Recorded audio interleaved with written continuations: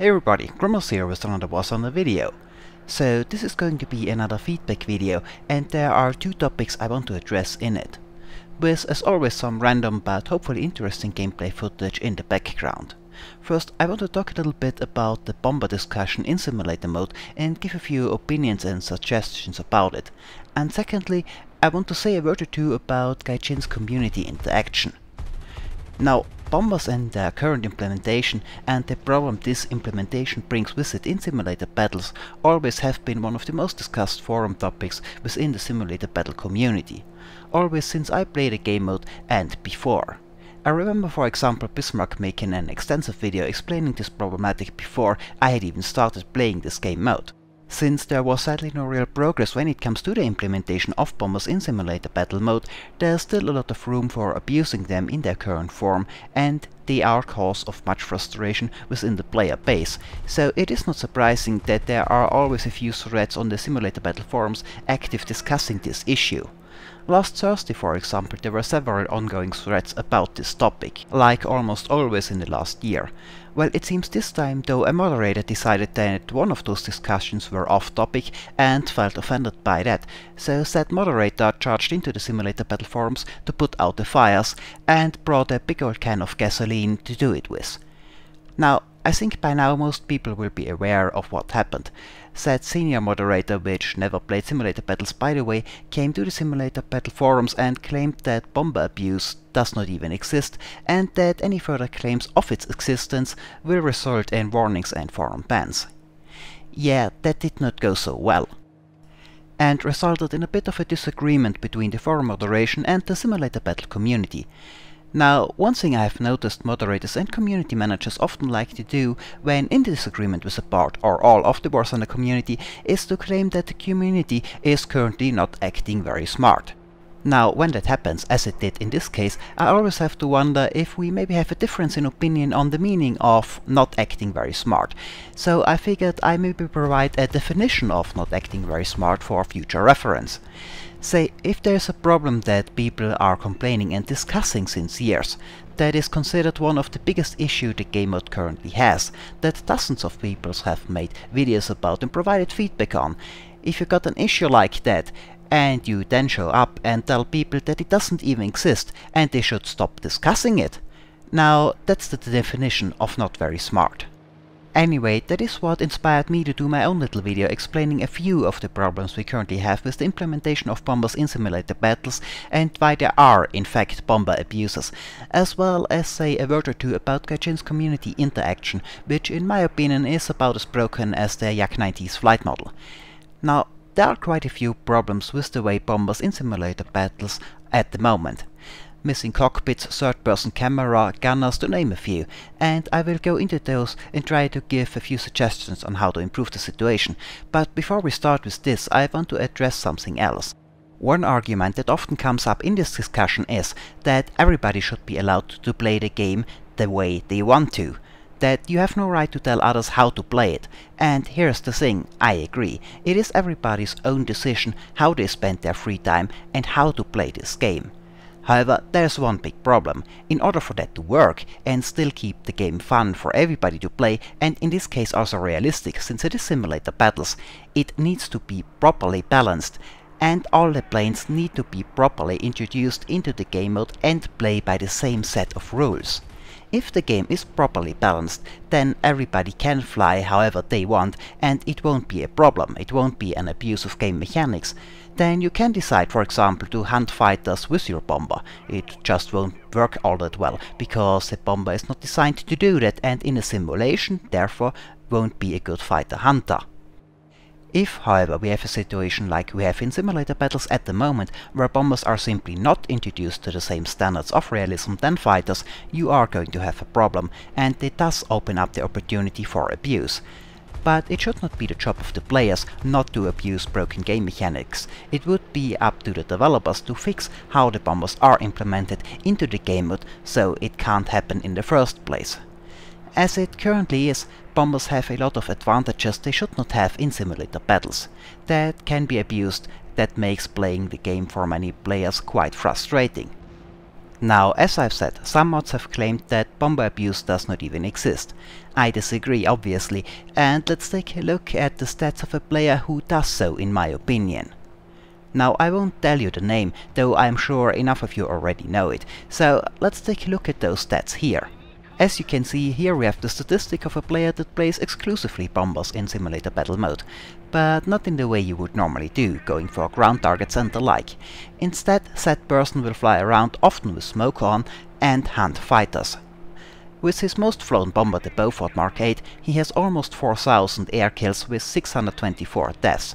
That is a kill-death rate of over 6, as well as a 77% win rate and a few thousand ground kills for good measure. Now, I don't usually care about kill-death rate, but I can tell you getting an average of over 6 is something very few people will manage in a fighter, and if you do, you have to be extremely careful and disciplined, never getting in a tough spot. This player, however, charges right into the biggest group of enemies he will find, often with smoke on.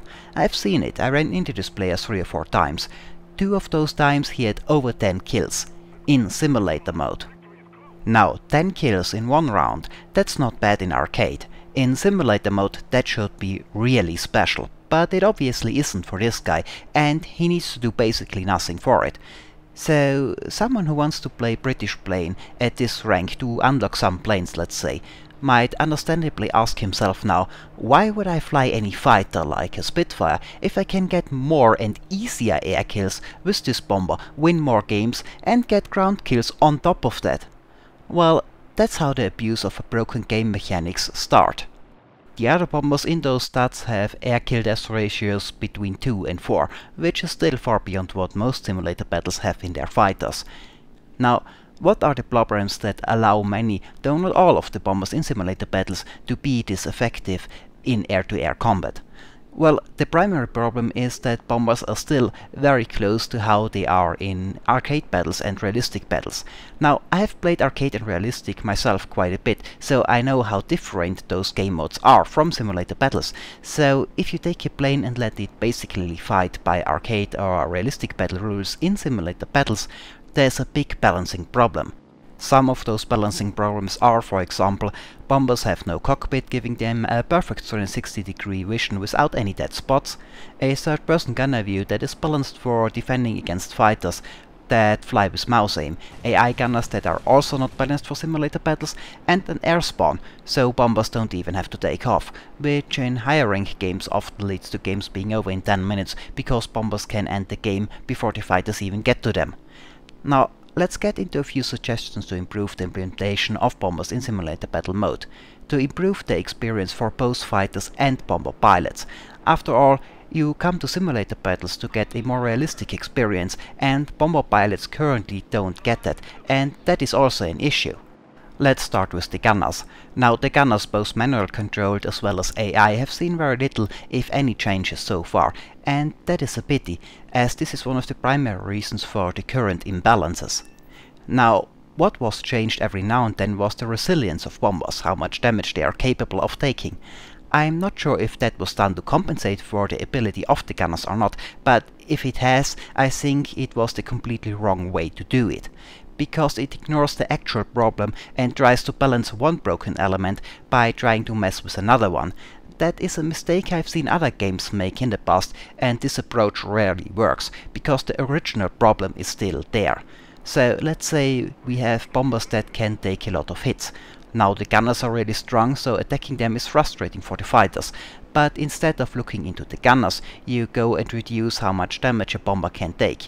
Okay, now it is more frustrating for the bombers, because they blow up immediately, while still being somewhat frustrating for the fighters as well, because of random one-shots at 1000 meters, which is far outside the effective range of simulator fighter pilots.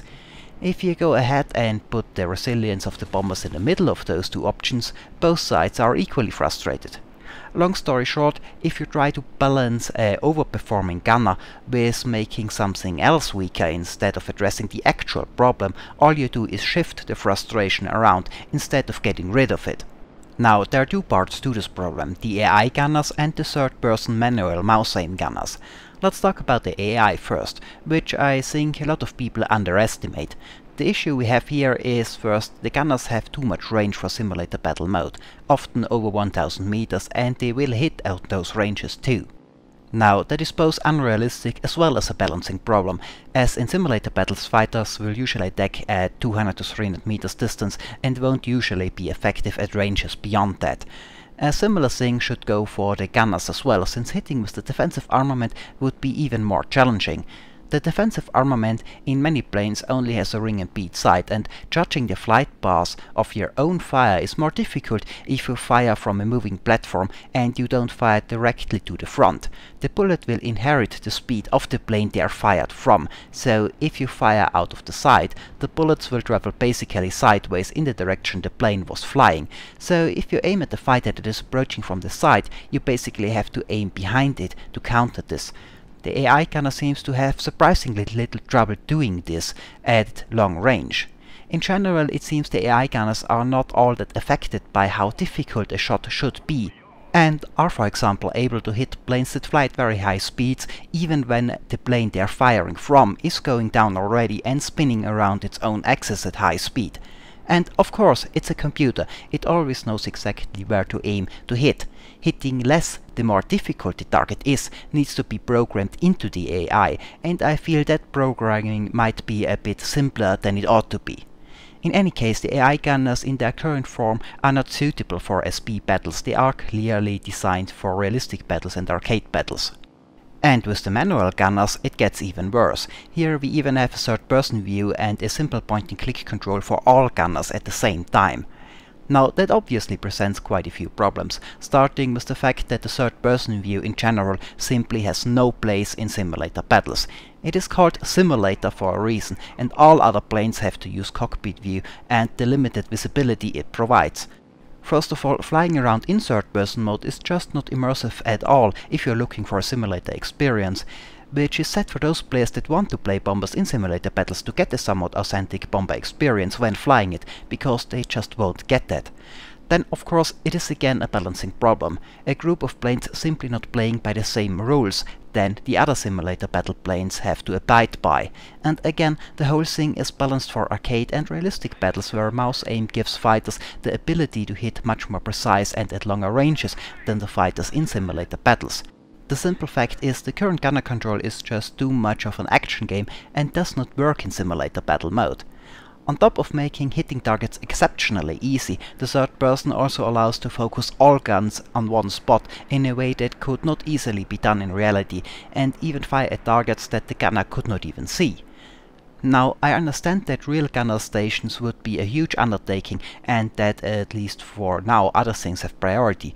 Though I dislike hearing the word never when it comes to this topic. I feel eventually proper gunner stations in War Thunder is something that needs to be considered. After all, it is called simulator battles, and I have so far never played a World War II simulator that did not have gunner stations modeled for aircraft with gunners.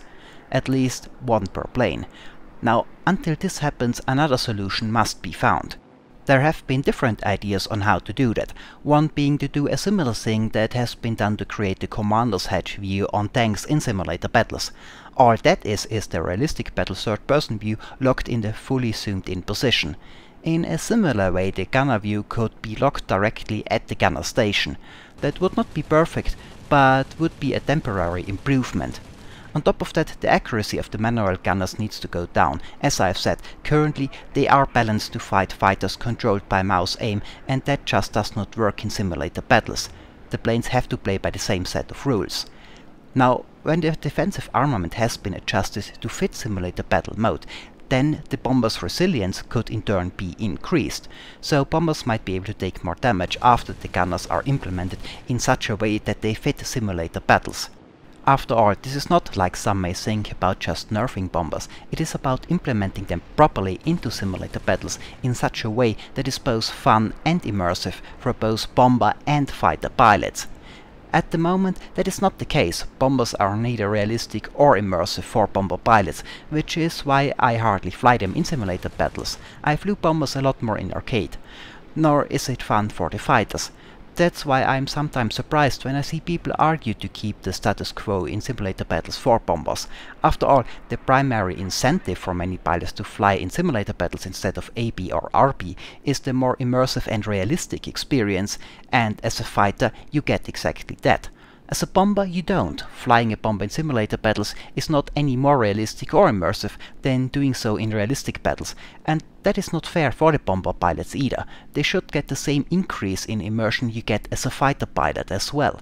And that is one reason, on top of the massive gameplay problems, why the status quo of bombers in simulator battles with things like third-person view and no cockpits is not acceptable. Now, Ecoke on the forum managed to get a few of the community questions answered, though I guess that depends on your definition of an actual answer. Now, the answer to the question if the third-person gunners will be changed was simply no. No further explanation, just no. First of all, this is of course unacceptable. Third-person view has no place in a simulation. Sure, as I have said, creating actual gunner stations might be a difficult task, okay.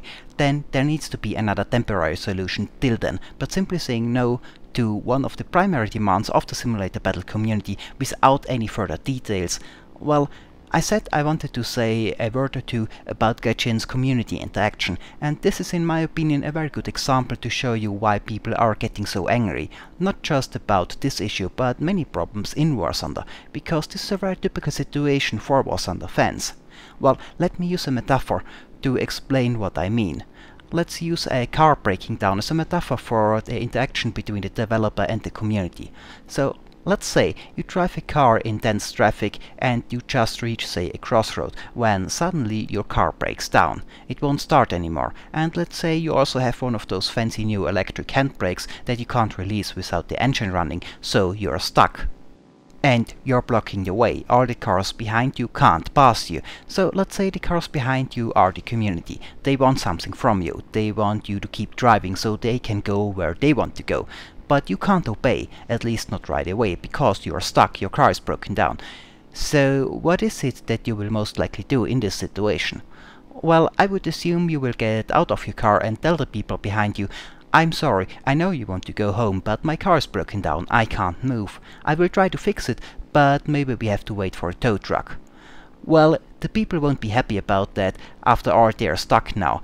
But for the most part I assume they will show understanding. After all, your car is broken down, not your fault, and you made your intent clear that you want to fix the problem, even if that may take a while.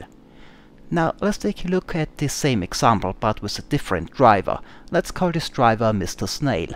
So the same situation as before. Mr. Snail's car breaks down. He is stuck and so are the cars behind him. But he just stays in his car, so nobody knows what's going on. The windows are tinted so nobody can see inside.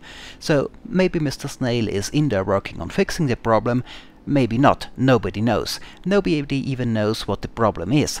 So what will the reaction of the drivers behind Mr. Snail most likely be? Well, first I assume they will try to get his attention, blinking their lights, then using the car horn. First, for just a little bit, no reaction. Then more and more cars use their horn and it's a real car horn concert. Still no reaction, so people will start to get out of their cars, go up to the car blocking the road and knock on the windows. Still no reaction. Now the crowd hammers on the windows, gets angrier and angrier, and in the back you can see someone get a baseball bat from his car. And now, as the mood is getting worse and worse, finally Mr. Snail, apparently getting annoyed with all the noise, rolls down his window and asks, "What do you want?" And the crowd says, "We want you to move your car out of the way so we can pass." And Mr. Snail looks right at them and says, "No," and rolls the window back up. That's when the rioting starts, and Mr. Snail, when later interviewed, apparently was very surprised by the unreasonable behavior of the crowd. That's the Gaijin way of handling demands from the community, and this was a little metaphorical example on how to get two completely different reactions while having the exact same problem. Our little driver had a reason he did not move his car. It was broken down. He just did not bother to tell anybody. Maybe this helps some of the Gaijin staff to better understand why people are getting angry, and get more angry all the time, because after the interactions I had with some of the Gaijin or moderator staff lately, it seems to me they honestly don't know. and really seem to think it is the community that is unreasonable, which I have to say I find somewhat amusing. And here I have decided that I am uncharacteristically blunt and say how it is without much sugarcoating. I'm sorry, Gaijin staff and representatives. No, it is not the community being unreasonable. The increased anger within the community comes primarily from the way you interact with the community, and this will not change until your attitude towards the community interaction changes. That means, for example, learning how to deal with critique and using it to improve the game instead of being butthurt about it and denying everything. One small example for this. Another much discussed problem currently in War Thunder and since quite a while are the ultra low details in ground forces and the fact that much of the vegetation, including trees and bushes, simply disappear. That is a huge problem, and YouTubers like Jingles even refuse to play ground forces till this is fixed. Last I've heard, Gaijin's point of view on this was that it isn't a problem and that it is the same in other games as well. Now, of course it is not. I have had to play games on very low details myself in the past. None gave such an advantage, none had entire forests disappear. I played, for example, Battlefield 2 in 800 by 600 resolution and lowest graphics settings. When someone hid behind a tree, he was hidden behind a tree on my screen too. So, back in April a new map, Normandy, was announced. And in the dev block it says that the hedgerows will play an important role. They will hinder tanks' advances. Now, pretty much every ground forces player thought the same thing when he read about hedgerows playing an important role. Everybody understandably thought, well, will they disappear on low settings or not? Of course, if you have trees and bushes disappearing on all other maps, that is a perfectly reasonable concern.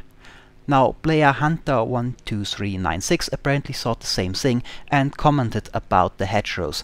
Don't worry, many players have the graphics on super low, so they will have no problem seeing through them. Again, a completely understandable concern and not formulated insulting in any way, maybe a bit on the snarky side, but otherwise nothing wrong with it. Now, the community manager answers to this post. He says, "Nice troll, but no, go back under the bridge and search for some food there." Now, this comment, first of all, unlike the original post, is actually a bit insulting. Not heavily, but still telling someone to go back under the bridge isn't exactly nice, and also quite unprofessional for a community manager. And that is just one of those examples where Gaijin and the representation has to learn to deal with critique, especially reasonable critique like this one. Especially in a case where it is so understandable and so predictable that it will come. Neither can you go around denying the existence of obvious problems like low graphics or bomber abuse. It is like going outside and trying to tell a guy that the sky isn't blue while he only has to look up to see that it is. It won't work and it only makes people angry. Gaijin and their representatives have to learn to work with the community to find solutions for problems instead of denying their existence and getting butthurt when people just don't stop discussing problems that, according to them, don't exist. Well, that was a bit of an excursion into community interaction. I have covered a few of the problems with bombers, though by far not all. Two more that I want to mention real quick before this video comes to a close. One is the air start of bombers, that just should not be there. It is simulator mode, and in a sim mode all planes should have to take off from the airfield. That would make the typical 10-minute games less frequent and help fighters to actually escort and intercept bombers, which in turn may lead to more fights. And the other thing is the good old climbing to space problem, when a bomber drops his bombs and then simply climbs away and hides, making it very hard to even find, much less attack it, for the other team. Now, the answer about this issue was also, well, people can play however they like. And again, my answer then is, yeah, well, then you have to balance the game properly so that everybody can play like he wants without making it incredibly frustrating for the other team. At the moment when bombers do the space thing, and it happens often, it is simply no fun for the other whatsoever, and this is after all still a game, and being fun would be kind of an important part of that. Well, with this said, this is it for this video. I know it was a bit untypical, but I just felt like giving my opinion on those matters. I hope it was informative, thanks for watching, and maybe I'll see you next time.